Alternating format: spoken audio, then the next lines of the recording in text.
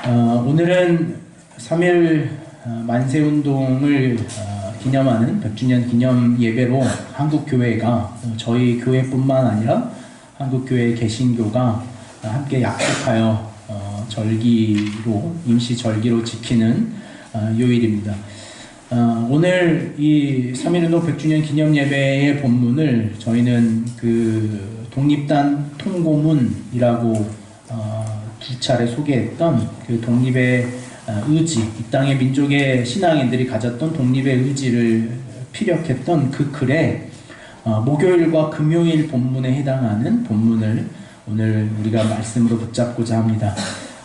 내일부터 여러분 밴드에 독립단 통고문에 있었던 본문 말씀을 같이 올려드릴 예정입니다. 그래서 여러분도 하루에 한 장씩 말씀을 좀 읽는 시간들이 있으면 좋겠습니다.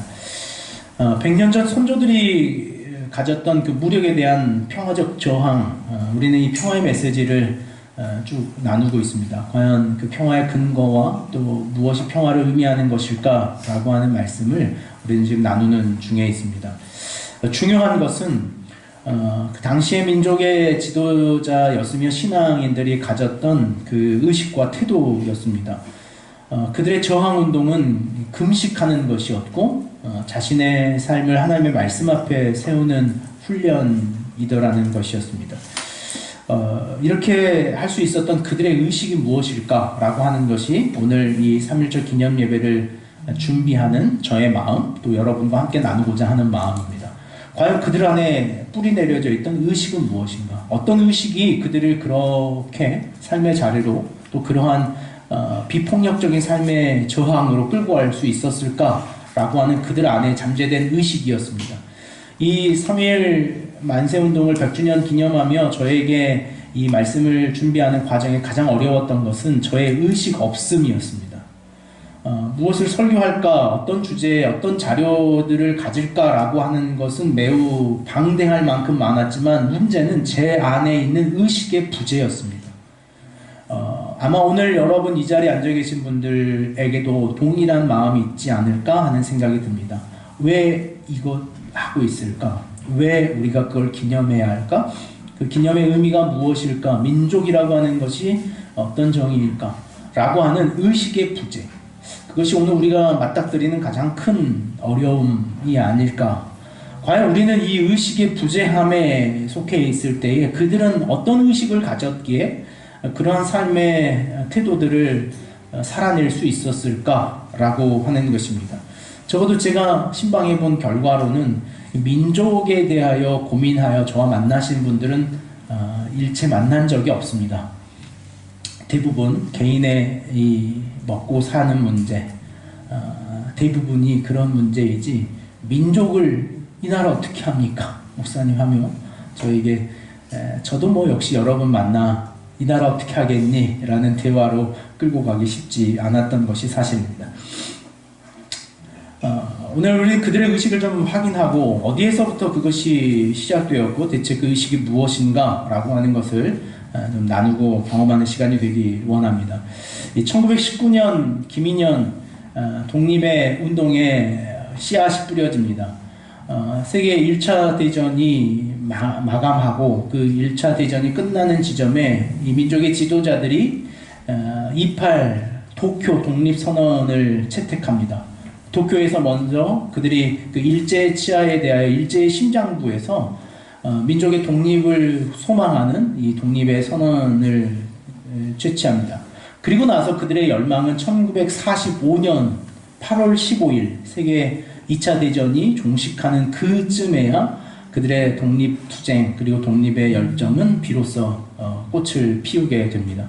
1919년 김인현에 시작했던 그들의 독립의 저항은 1945년 8월 15일에야 이르러서 그 독립의 열매를 맺게 됐던 것입니다. 그 역사를 잠시 생각해 보면 이런 생각이 들었습니다. 그날의 기독교가 어떤 모습이었을까라고 하는 의식 속에 우리가 잘 알고 있는 것처럼 한국 교회에 이 복음이 전파되었던 첫 지점은 1866년이었습니다. 그것도 대동강물에 그저 성경책 한 권 던져진 것 외에는 본격적인 복음의 역사라고 하는 것은 없었습니다. 그 이후에 1885년에 우리가 잘 알고 있는 것처럼 장로교회 언더우드 선교사와 감리교회 아펜젤러 선교사가 1885년에 정식적으로 한국을 선교의 대상 국가로 보고 파송을 받습니다. 1885년에 선교사로 파송을 받아 그들이 선교적 활동을 하지만 그렇게 우리 전통이 가지고 있었던 유교적 전통 앞에 기독교가 쉽게 받아들이지 않았습니다. 기독교를 먼저 받아들였던 것은 오늘 이 남쪽 진영보다는 저 북쪽에 있는 진영이었습니다. 북쪽에서부터 복음이 전파되기 시작하면서 우리가 잘 알고 있는 것처럼 1907년에 평양에 있는 장대인 교회에서 큰 부흥의 역사가 일어납니다. 1907년에 길선주 장로라고 하는 한 사람의 회개의 고백으로부터 그 큰 부흥의 역사가 일어납니다. 1907년에 평양에 있었던 큰 부흥과 1919년에 있었던 이 만세 운동의 시간적 개연성을 보면 불과 12년 정도 되는 복음의 역사였습니다. 어쩌면 1919년 이 독립의 외침에 참여했던 그리스도인이라고 하는 정체성은 10여 년 정도밖에 되지 않는 아주 미흡하고 오늘 우리식으로 생각하면 연약해 보이는 그리스도인들이었습니다. 오늘 여기 앉아 계신 분들 중에 적어도 10년 이상 신앙생활 하시는 분들이 있는 것으로 여겨집니다. 당시에 그들의 신앙의 기치를 들었던 그 짧은 신앙의 이력이 저에게 먼저 도전이었습니다. 오늘 우리의 신앙은 10년, 20년, 30년, 40년, 횟수로 50년, 아니 3대를 거치는 신앙이라고 말하지만 그 당시의 신앙인들이 가졌던 10여 년의 역사는 과연 그들의 삶에 무엇이기였기에 그들을 움직이게 하고 저항하게 하는 것이었을까라는 의문이 다시 들기 시작하는 것이죠. 10년의 짧은 역사, 그들이 가졌던 신앙의 의미와 가치가 무엇이기에 그것이 그들을 움직이게 했을 것인가 라고 하는 의미였습니다. 당시에 이 민족의 한국 교회에는 민족운동과 연대하며 총과 칼을 두려워하지 않고 가장 앞서 이 저항의 운동에 앞장서 나아갔습니다. 민족의 독립과 자주를 이끌었던 이 민족의 동반자가 되었던 이 3.1 운동, 오늘 그 3.1 운동의 전 역사 중에 우리가 살아가고 있는 이 광주의 이야기를 조금 나누는 것으로 이야기를 이어갈까 합니다. 3.1운동이 1919년 3월 1일 평양과 서울 근교에서 먼저 시작되고 그 이후에 이 3월 중순부터 남쪽으로 남하하기 시작합니다. 광주에서 최초의 이 3.1 만세운동이 있었던 날은 3월 1일로부터 열흘이 지난 3월 10일 날 광주에서 첫 3.1 만세운동의 열기가 이어집니다. 당시에 1919년 3월 10일 이 광주에 있었던 오방 최흥종 선생님이 이끄는 이 독립에 대한 열의가 다시 시작합니다. 일전에 제가 신앙하고 또 몇몇 분들이 알고 있던 양림교회가 그 시초가 됩니다. 양림교회가 처음 복음을 받아들였던 시기가 이 1904년입니다. 매우 앞선 시기죠. 1904년 그 오방 최흥종 장로님과 같이 시작했던 그 민족의 동지들이 그곳에서 이 시작을 합니다. 3.1 이 만세운동이 광주로 내려와서 첫 기치를 들었던 곳이 어디냐면 이 광주천 일대를 따라서 이렇게 3.1 운동이 시작됩니다. 어디에서부터 시작되냐면 여러분들이 잘 알고 있는 NC 웨이브 아십니까? NC 웨이브에서 이 광주 공원으로 넘어가는 큰 광장 공원이 있습니다. 그 아래에 가면 이 3.1 운동에 대한 역사적 사진들, 증언들을 하고 있는데 그 다리에서부터 이전에 서남대병원, 지금도 있지만 지금 운영하지 않은 이 서남대병원 앞길까지가 광주에 있는 이 천변시장이었습니다. 이 천변시장에서 이 1919년 3월 10일 만세운동이 처음 시작을 합니다. 우리가 자주 시내를 왕래하며 걷는 이 천변이기도 합니다. 민족의 지도자들과 함께 시작되었던 이 인파가 이 1000여 명이 모이기 시작합니다. 이 좁은 공간에. 당시에 광주시 인구가 2만이었답니다. 당시에 광주시 인구가 2만에서 이 1000명이 그날 모였다는 것은 뭐 아주 지금으로 생각하면은 상당한 인파가 여기에 모여 있는 거예요. 오늘 이 1000명의 인파들이 이 양림동 쪽에서 올라오는 개신교 인구들, 그래서 양림동 쪽에서 올라왔던 수피아와 숭일학교 학생들과 같이 연대해서 그들이 큰 운집된 이 군중이 됐습니다. 그 군중들이 어디로 향했냐면 이 여러분들이 알고 지금도 이제 자주 가는 지역인데, 이전에 있었던 광주은행 사거리입니다. 지금은 광주은행이 사라지고 SK가 이 건물을 가지고 있는데, 이 NC백화점하고 이 NC웨이브하고 있는 큰 사거리, 여기가 과거에는 광주지방법원이 있었던 자리입니다. 그래서 이 큰 행렬이 광주지방법원을 향해서 행진하고, 그 행진 행렬이 다시 돌아서 당시에 광주경찰서가 있었던 지역인데, 그 광주경찰서가 어디 있었냐면 지금의 현 충장서림, 이 충장서점에 광주경찰서가 있었습니다. 그리고 광주우체국 당시에 그 현장에 지금도 광주우체국이 그렇게 서 있는 지점이죠. 100년 전에 이 광주경찰서를 지나서 광주우체국 앞에서 회중이 군집합니다. 1000여 명의 회중이 군집해 있는 지점에 이 일본 기마 순사들이 출동해서 이날 집회에 한 100여 명을 검거하는 것으로 이날의 집회가 끝이 납니다. 그것으로 그냥 민족의 동기들이 다 사라지는 것으로 여겼던 그들의 운동이 연결됩니다. 3월 10일을 넘어 3월 11일에는 숭일학교에서부터 이 운동이 시작됩니다. 숭일학교가 여러분 양림동의 옛터를 그대로 가지고 있습니다. 지금은 새 건물이 이렇게 우뚝 세워져 있는 지점인데, 당시 숭일학교 교사였던 남궁혁 선생이 28 도쿄 독립선언서를 가지고 와서 학생들과 함께 독립선언서를 등사하기 시작합니다. 숭일학교에 있는 학생들이 남궁혁 선생의 손을 잡고 이 수피 학생들과 함께 다시 이 시내로 가두행진을 하며 만세운동과 이 독립선언서를 배포하는 일을 하기 시작했습니다. 당시 숭일학교에서 시작된 학생들이 그 당시에 광주 농업학교가 있었던 자리가 있습니다. 기독병원 옆에 보면 현재 이 KT 지사가 있는 건물인데요. 여기 그 유진 간사님 집이 이쪽이고, 그 건너편에 보면 이제 벽화를 새로 그려가지고, 이 벽화를 새로, 여기가 예전에 광주 농협학교가 있던 자리입니다. 이 농협학교 수피아가 같이 마주보고 있었던 지점입니다. 숭일 수피아, 숭일과 수피아 역시 유진벨 선교사님이 1906년과 8년에 세운 학교입니다. 수피아는 1908년에 이 유진벨 선교사님과 그의 아내가 여학생 3명과 남학생 1명을 처음 자신의 집에서 가르치는 것으로 이 수피아가 처음 시작합니다.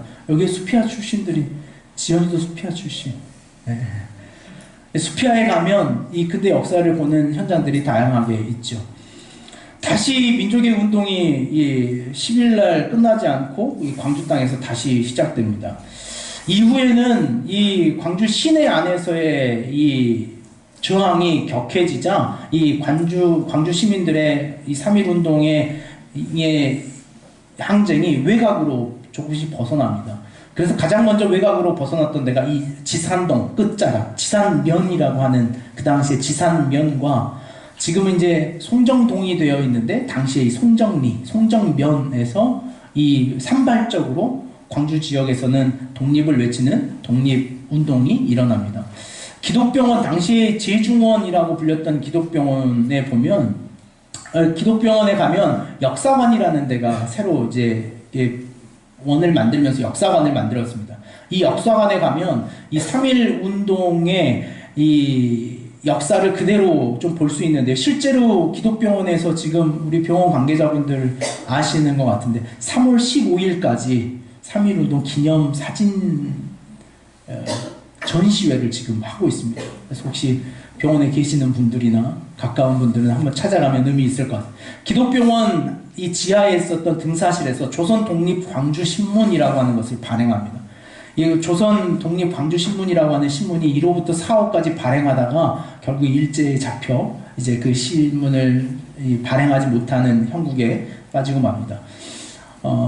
저는 이제 다시 역사적 의식을 회복하기 위해서 독립의 역사들을 좀 살펴보면서 이 광주라고 하는 땅에 특별히 제가 살아가고 있는 현 지점, 그리고 우리가 늘 익숙하게 삶으로 바라보고는 하는 그 지점에 역사적 이야기들이 있다는 것을 좀 제 마음속에 좀 신비스럽게 다시 한번 되짚어 보게 되었습니다. 100년 전 그 땅에 만세를 불렀던 이들의 대부분의 연령대가 10대 후반과 20대 초반의 젊은 학생들이 대부분이었다고 합니다. 오늘 그 당시의 젊은이들의 의식, 오늘 우리의 젊은이들의 의식과 무엇이 다른가? 그들의 의식이 왜 오늘 우리의 의식을 끌고 가지 견인하고 있지 못하는 것인가? 라고 하는 생각을 했습니다. 누군가에게는 그 지점이 직장이기도 하고 등굣길이기도 하고 오고 가는 삶의 구석구석일 텐데 우리는 그 지점을 지나며 사실 우리의 의식은 많이 잊혀져 있었더라는 것이죠. 민족의 독립을 가치로 들었던 민족의 의식이 어디에서부터 시작됐고 그것이 무엇이었는가 라고 하는 것을 밝혀내기 위해서 오늘 우리에게 주는 가장 중요한 자료가 있다면 독립단 통고문이라고 하는 글에서 발견됩니다. 그 독립단 통고문 안에서 표현된 이 모든 말씀들을 제가 읽어보면서 느꼈던 한 가지 마음은 오늘 이사야 59장 우리가 읽었던 본문의 구조 안에서 다시 분명하게 등장합니다. 오늘 59장 2절에 있는 말씀을 같이 한번 읽기를 원합니다. 이사야 59장 2절 말씀입니다.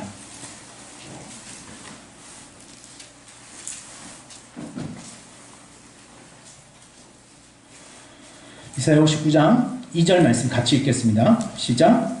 오직 너희 죄악이 너희와 너희 하나님 사이를 갈라놓았고 너희 죄가 그의 얼굴을 가리어서 너희에게 듣지 아니시게 함이니라.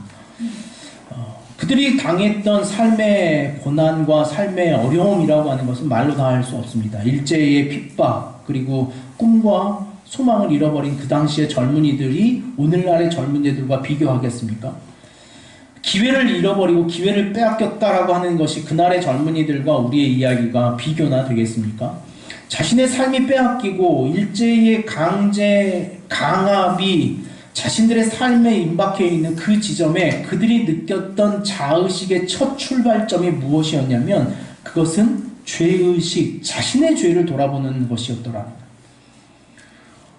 상황과 환경의 어려움, 시대가 자신에게 주는 문제, 시대가 자신에게 원하지 않게 짊어준 짐과 무거움을 한탄하는 것이 아니라 그들의 독립단 통고문이 가졌던 의식은 무엇이었냐면 자신의 죄에 집중하며 자신의 죄를 회개하는 것으로 그들의 삶의 의식을 깨우기 시작했더라는 거예요.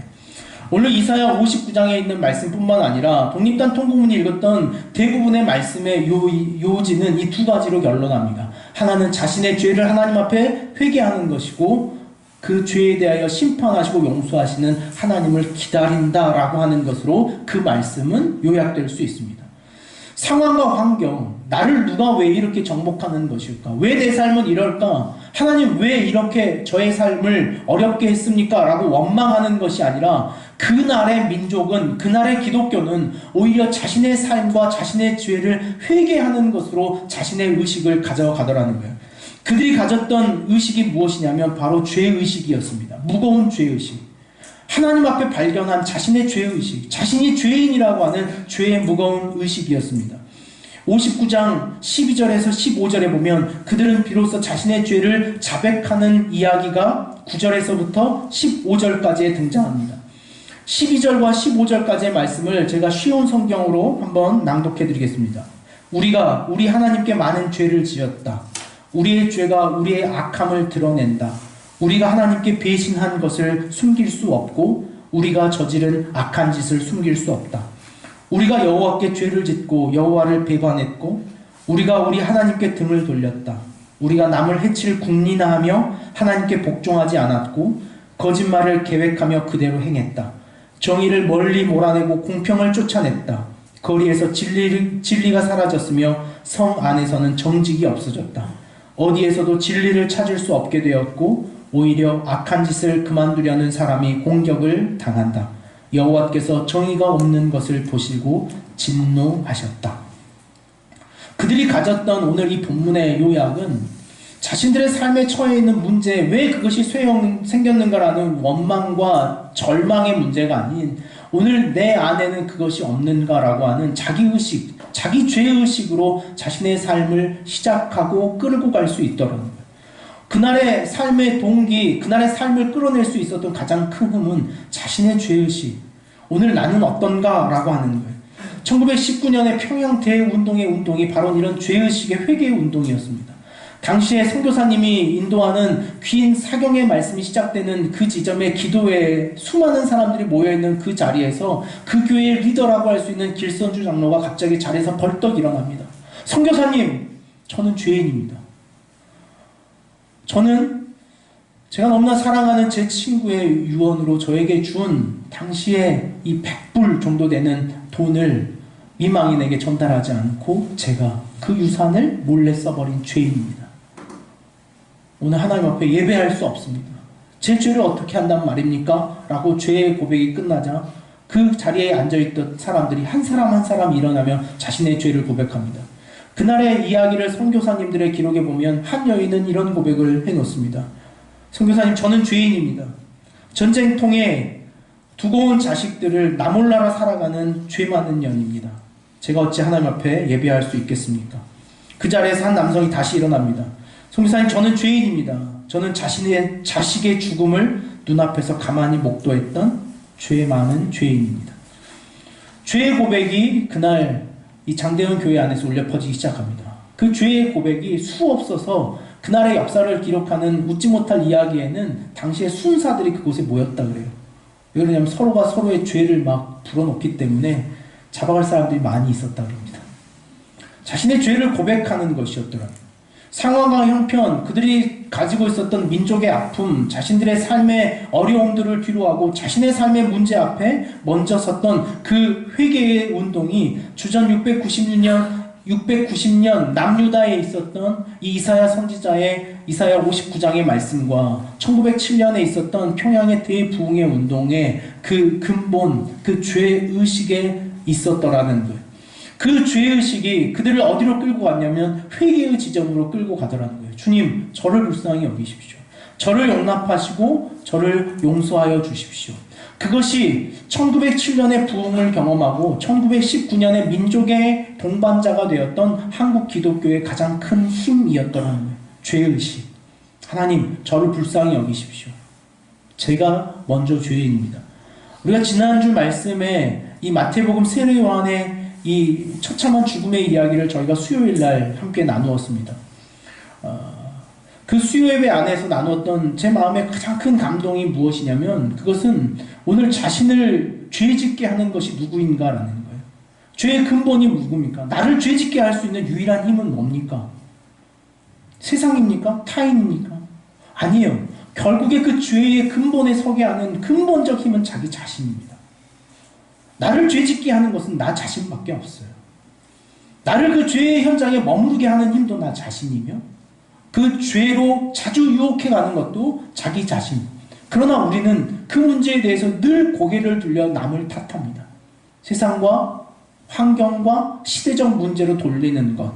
그것을 어쩌면 우리는 교육받아왔고 아마도 그것을 가장 잘하는 것을 자랑으로 여겼던 것이 오늘 우리 시대의 근대사가 아닌가 하는 생각을 합니다. 그런 맥락에서 우리의 근대사는 그런 변명과 그 죄의식으로부터 벗어난 왜곡된 역사의 현장이었던 것으로 생각됩니다. 1945년 8월 15일 독립 이후에 이 한국, 이 나라의 정서를 이끌어갔던 이 이승만이라고 하는 대통령이 1대, 2대 대통령을 연이어 해갑니다. 이 정권의 마음이 있었던 이승만 대통령이 1960년 대통령 그 직선제라고 하는 것을 앞세워서 당시에 이 경찰과 공무원들을 앞세워서 이 불법 선거를 치러냅니다. 당시 이 불법 선거에 대하여 4월 11일 마산으로부터 이 불법 선거에 대한 저항이 일어납니다. 그 저항에 힘썼던 김주열 열사라고 하는 분이 이 마산 앞바다에서 시신으로 떠오릅니다. 이 이야기가 서울에 전달되자 4월 18일에 고려대 학생들이 봉기하기 시작합니다. 민족의 지도자들이 앞장서서 이 문제에 대하여 한국의 민주주의에 대하여 다시 우리의 민족의 연약함에 대하여 이야기하기 시작합니다. 이후에 1960년 4월 19일 부산, 광주, 목포, 청주 등에서 민주주의를 사수하자라고 하는 민족의 봉기가 시작됩니다. 1960년 3월, 1960년 그렇게 4월 19일, 결국에 4.19 혁명은 4월 26일 이승만 전 대통령이 스스로 하야하겠다라고 하는 방송으로 민주주의가 다시 원상복귀하는 것으로 여겨집니다. 그 이후에 정권을 잡은 정권이 군사정권이었습니다. 군사정권의 말미에 1980년 5월 17일 우리 광주가 가지고 있는 역사의 아픔이죠. 5월 17일 전두환 전 대통령이 이 광주를 비롯한 이 전국의 비상계엄령을 선언합니다. 그리고 5월 17일에 광주에 주둔하고 있었던 특수공수여단을 5월 18일 광주 우리와 아주 가까운 곳에 있는 구도청으로 진압을 요청합니다. 탱크와 살상무기를 앞세워 광주의 시민과 대적합니다. 실제 역사적으로는 많은 검증이 필요하지만 4,300여 명의 사상자가 그날 발생한 것으로 여겨집니다. 상무관입니다.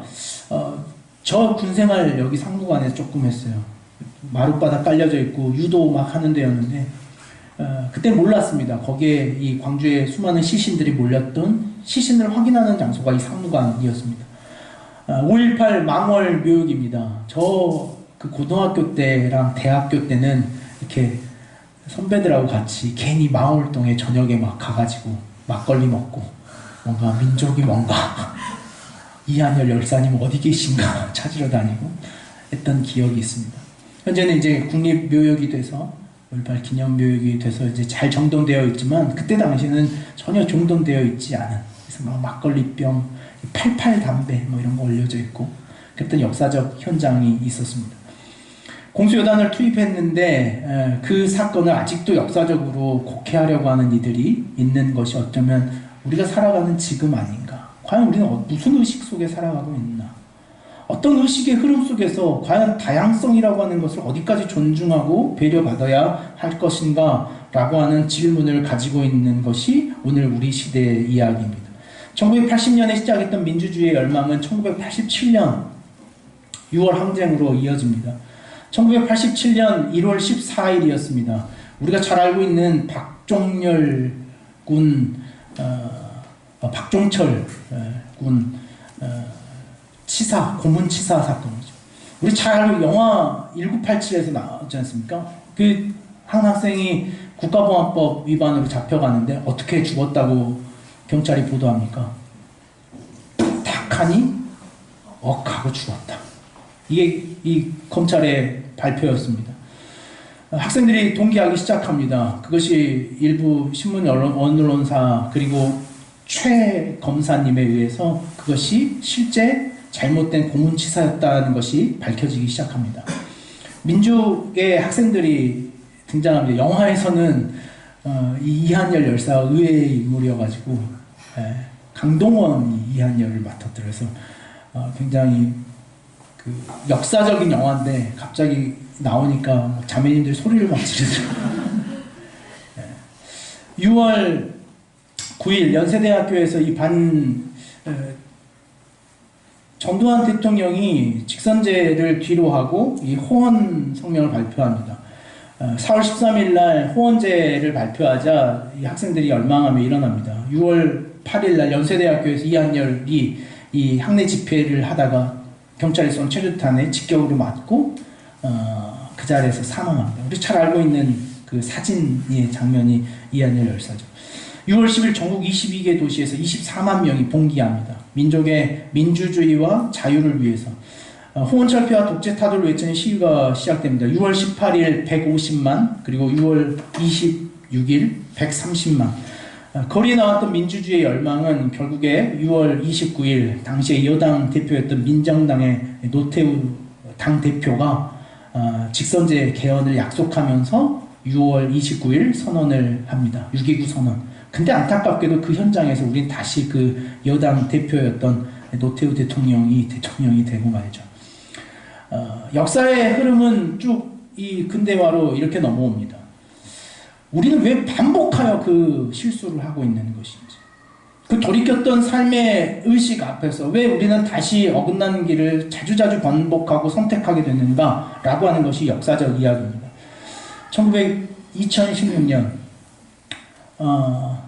박근혜 전 대통령의 국정농단에 대하여 민중이 들었던 이 촛불 시위였습니다. 2016년 가을부터 시작됐던 그 태블릿 논쟁, 지금 다시 이 야당 대표가 이 태블릿이 위조됐다라고 하는 이야기를 하고 있는데 그분이 안타깝게도 장로예요. 그래서 제가 정말 가슴이 아프다. 많이 이렇게 안타까운 마음을 감출 수가 없습니다. 퇴진운동은 12월 3일 전국 전체 운동으로 시작됩니다. 전국 230만 명이 모여서 집회를 매주 진행합니다. 20여 차례 열리며 비폭력 평화 시위, 전 세계가 놀랄 만한 이 평화 촛불 시위가 시작됩니다. 이 촛불 전국의 통계로는 연 인원이 1,700만 명이 참여했다고 합니다. 우리나라 인구 5천, 6천만 봤을 때 1,700만, 거의 2천만에 가까운 인구가 참여했다는 것은 대단한 민중의 힘이 아닌가. 그렇게 본다면 우리 안에도 아직은 이 의식이 살아있지 않은가라고 하는 마음을 다시 갖게 되는 것이죠. 어쩌면 우리가 이 현실의 장을 그대로 살아갑니다. 역사가 흘러왔던 현실의 지점, 그들의 의식이 자꾸 짓밟히고 다시 의식이 일어나고 다시 짓밟히고 다시 살아나려고 하는 그 의식의 전환점에 오늘 우리의 모습은 어떠한가. 우리 역사적 이야기, 한국 사회가 끌고 왔던 이 근대사의 이야기 앞에 오늘 우리의 삶은 과연 이 역사적 의식을 가지고 이 죄의식이라고 하는 무거운 역사적 사명을 가지고 우리는 살고 있는가. 파현우하고 김연아가 이 배경을 가지고 음원을 하나 냈어요. 노래 제목이 뭐냐면 3456입니다. 3456이 뭐냐면 3월 1일, 4월 19일, 5월 18일, 6월 29일. 그래서 앞 달만 떼서 3456이라고 하는 음원을 냈더라고요. 그럼 한번 들어보시면 저하고 상관은 없지만 노래 가사가 참 의미 있는 가사들이 많이 있는 것 같습니다. 오늘 우리 지점에서는 얼마 남지 않은 2월 27일, 28일 이 베트남에서 있는 베트남 하노이에서 있는 북미 간의 정상회담이 예정되어 있습니다. 얼마나 관심을 갖고 계십니까? 저는 아마 소망하기로 이런 기도의 제목을 가져봅니다. 이 미국 트럼프 대통령이 이 베트남에 가서 그들의 침략적 전쟁에 대하여 사과하는 선언을 하면 얼마나 멋있을까, 근사할까 라는 마음을 가져봅니다.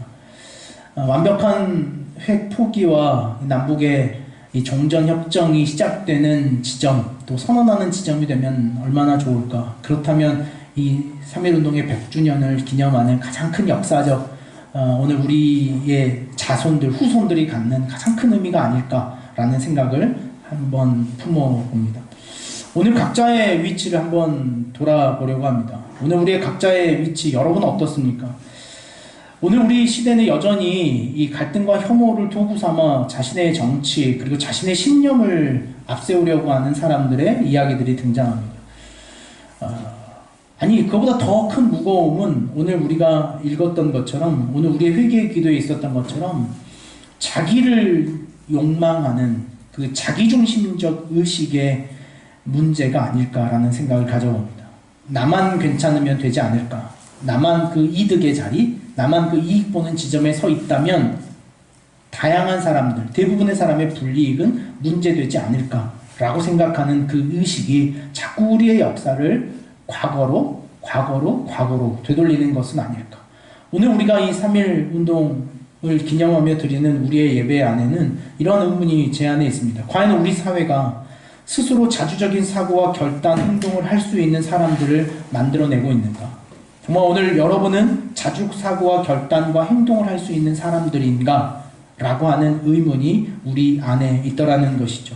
100년 전 수많은 운동에, 100년 전 이 수많은 인파 속에 참여했던 어린 학생들 다음 세대들이 있습니다.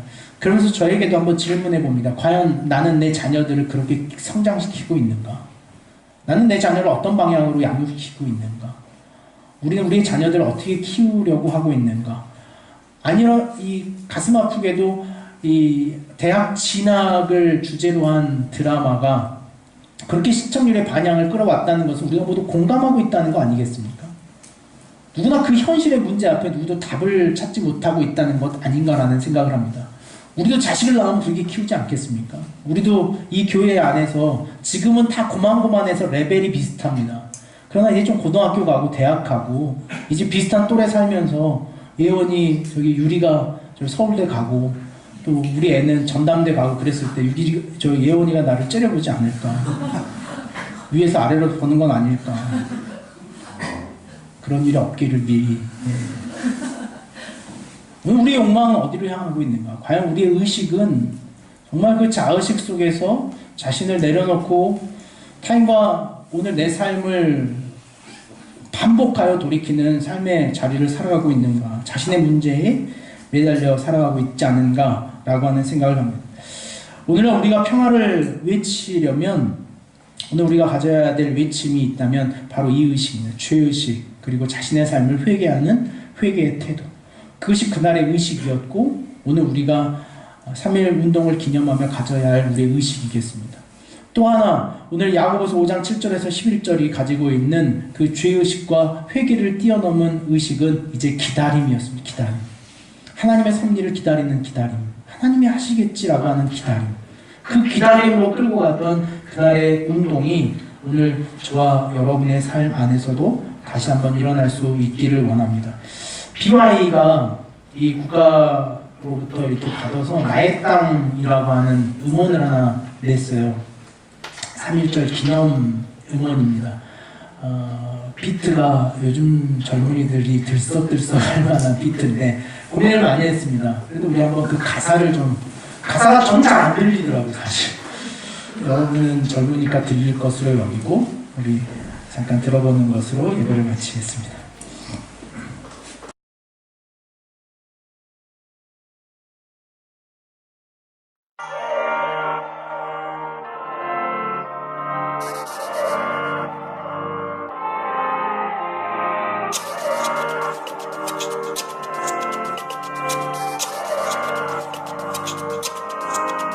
고래야 울어 우리는 자유할 때가 잔스러운 법 잔스러운 것이 멋스러운 거고 가진 걸 자랑하는 게 얼마나 잔스러운 건지 고래야 울어 저들의 우월해지고 싶은 마음과 연모 때문에 자유할 권리를 짓밟힘 난 오픈해 너와 내가 동등해질 땐 각자가 서있는 곳에서 자유한 게 존재 조건 이제 내 땅에서만큼은 맘대로 할 수 있게 돼 우리들의 호흡은 내가 아는 나의 뿌림을 기억해야 돼 이제 선의하고 옆에야 돼 평안히 옆에 안에 여가 평안히 해줘 있지만 우리 부모님 아버지 어머니 해도 영원히 해보든 나의 집그릇 나의 고야 두간의 처음 그대로의 모야 3.1 운동에 오늘 이어받아 살아가는 내 뿌리에 피 모두 소야 나의 집의 주권은 그들이 아닌 오직 너와 나의 Put your hands up 대신 거수하고 외치자 우리들의 만세 이젠 절대로 가져갈 수 없어 너와 나의 땅 내 밭지에 내 땅에 흙이 묻도록 밟아 이젠 절대로 가져갈 수 없어 너와 나의 땅 내 밭지에 내 땅에 흙이 묻도록 사에서부터 서울 종로 한복판에서 한반도 우리 100년의 역사는 저들의 아니 우리 열사들의 빗자국이 감도 한 세기의 외침에 지금을 창조 앞으로의 100년을 향한 안보 너와 내가 우리가 돼야만 완고해지겠지 투쟁 안에서 평화만을 낭도 우리 만들어내는 힘만 있을 뿐 저들처럼 파괴하지 않아 우리가 자유하고 평화로운 곳이 우리의 영원한 바람이잖아 이건 저들에 대한 아니 안에 우리를 과거의 상처에 거두려하지마 우리들의 만세는 복수가 아닌 다가올 내일의 천국을 향한 거니까 어제 집착하긴 오늘 나의 땅은 뷰게 아직 미흡해도 찬란해질 내일이 있어 우리 옆에 지나온 100년을 추억해 다가올 100년은 우리 어깨에 달렸어 이제 알려져 이곳은 우리의 것임을 기억하자 이젠 절대로 가져갈 수 없어 너와 나의 땅내 밭지에 내 땅에 흙이 묻도록 밟아 이젠 절대로 가져갈 수 없어 너와 나의 땅내 밭지에 내 땅에 흙이 묻도록 밟아 이젠 절대로 가져갈 수 없어 너와 나의 땅내 밭지에 내 땅에 흙이 묻도록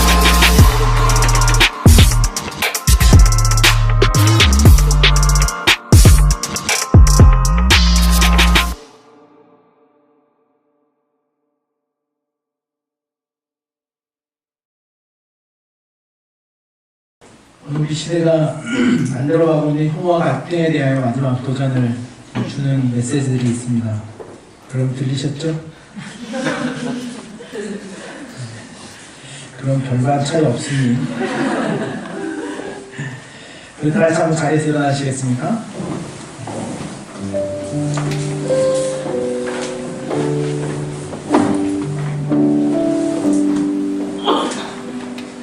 오늘 우리의 의식을 깨우고자 하는 저와 여러분 스스로의 삶의 다짐이 구체적으로 일어나면 좋겠습니다.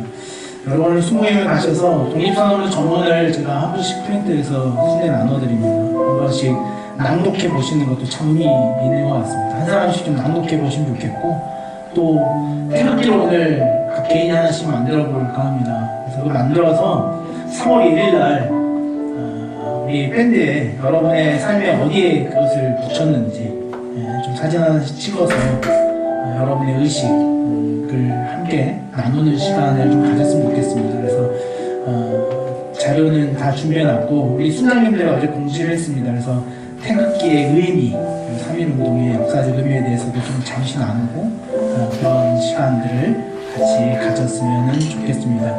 독립선언이 가지고 있는 3가지 약속입니다. 우리 이 3가지 약속을 제가 하나 여러분들이 큰 목소리로 함께 읽는 것으로 오늘 예배를 마치려고 합니다. 독립선언의 3가지 약속. 하나, 오늘 우리의 독립선언은 정의와 인간의 도리를 지키고 번성하며 살아가려는 민족의 의무이니 오직 자유로운 정신을 드나들 것이요 남을 미워하는 마음으로 멋대로 하지 말라. 하나, 마지막 한 사람까지, 마지막 한 순간까지 민족의 정당한 뜻을 마음껏 드러내라. 하나, 모든 행동은 질서를 존중하며 우리의 주장과 태도를 떳떳하고 정당하게 하라.